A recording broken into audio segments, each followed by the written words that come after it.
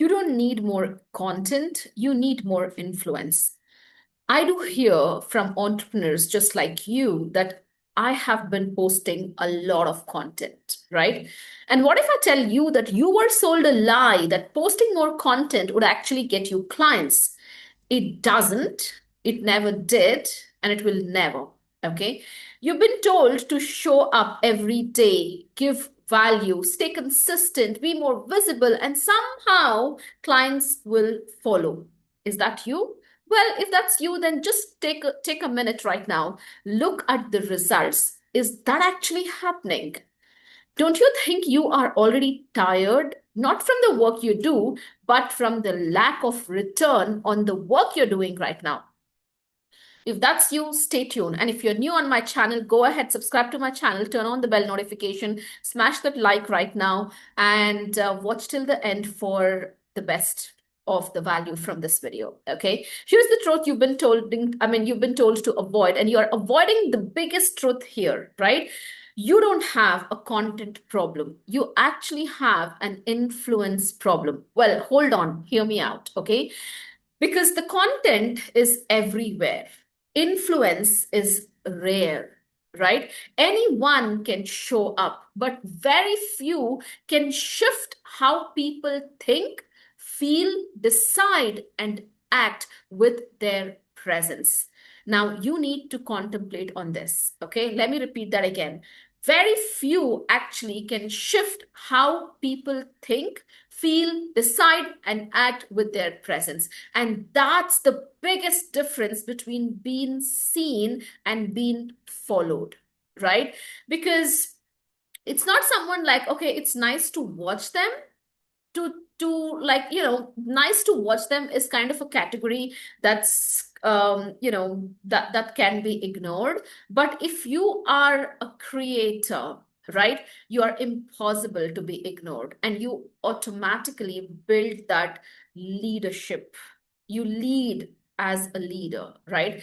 And honestly, I spoke to someone recently who has there was this entrepreneur, and she has been posting 5 times a week, carousel, reels, videos, tips, value, education. And on paper, honestly speaking, she's doing everything right.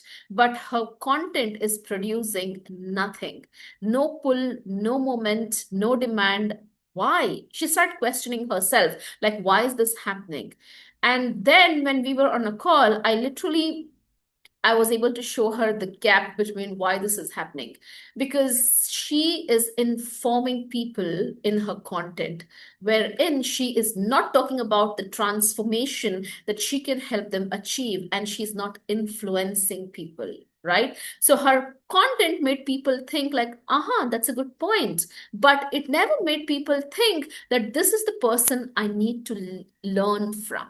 Okay. And you see the difference? When the content makes people think like, okay, that's a good point, that's a great point, it doesn't sell, right? It's just a point, it's just there, right? But when it makes people feel like this is the person I want to learn from, that's what creates influence.